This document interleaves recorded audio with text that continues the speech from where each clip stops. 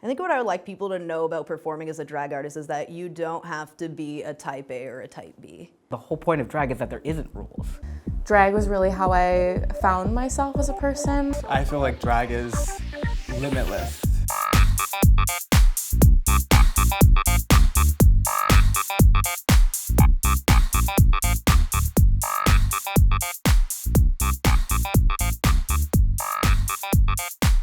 I'm Dusk. I have been performing for 4 years. My pronouns are they, them. I am Titus androgynous. Prefer he, him, they, them. I've been leaning more towards they, them.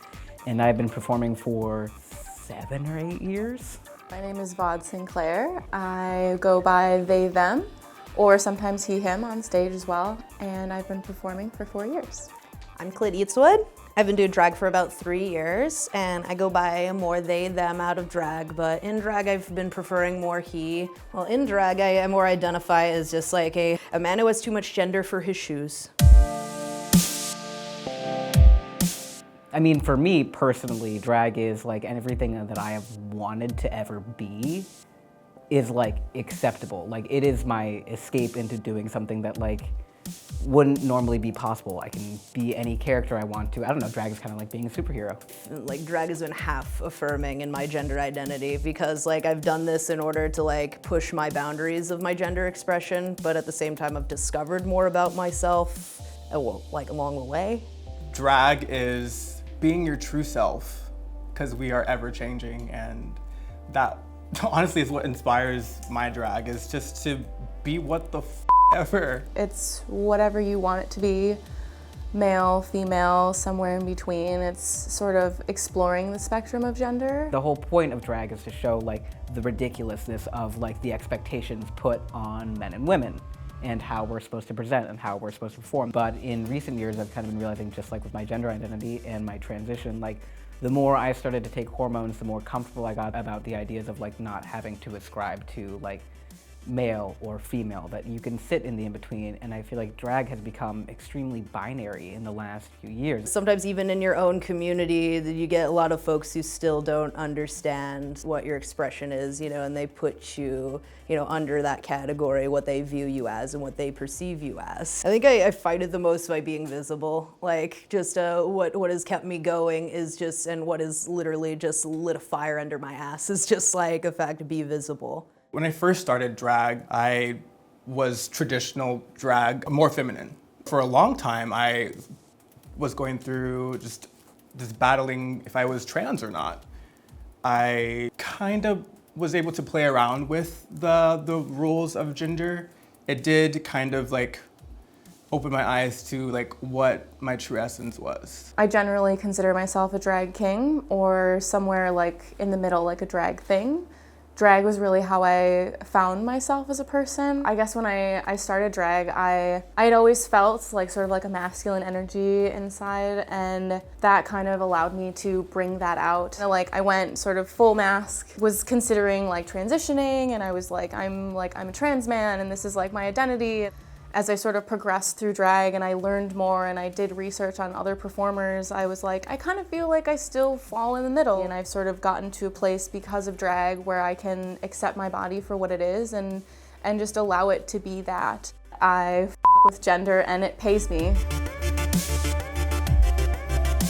I don't feel like a he still, even in this. Like, that's the whole point of why I picked the name, is that it's more of like kind of a really gay alien. Titus is where I can hide and like put on clothing that I'm afraid to wear out in public. I feel more like myself in this persona than I do in everyday life. There's been many times where I've felt both empowered and also like it felt like my power is taken away from me at the same time. You know, it's just like, also when you get this platform to perform, it's euphoric, you know? Like first time I put on a mug, it was euphoric. You know, I'm just like, oh, this is like what I really wish I could be. You know, just something that transcends humanity. My art is inspired from my hardships in my life. When I was young, I was in foster care for a long while.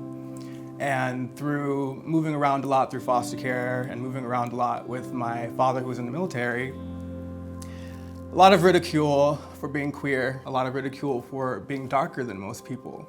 So I took that and I turned it into something that's shaped that can be understood by everyone in some kind of way, regardless if it was male or female. I just wanted to be this shapeless figure that someone could look at. I just wanted to take my hardships or take the ridicule I've been through and find a little bit of light in it.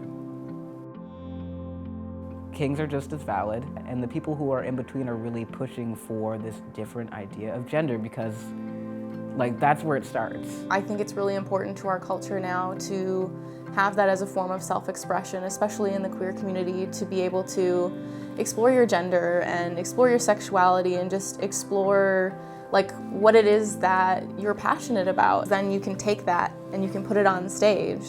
Non-binary drag exists. There are aliens among us, and I think, like, you know, we need to be seen. People appreciate what we do. And the only way to like start being like, oh, you know, people don't want to see weird stuff, that's because you don't book it. And that is the only reason why. It's because you don't book it and people aren't used to seeing it. I don't know, I just want people to stop boxing us in. I just pray for more openness, more acceptance, just more love. That's what we're missing. I know it's really cheesy, but it really comes down to love, to be honest.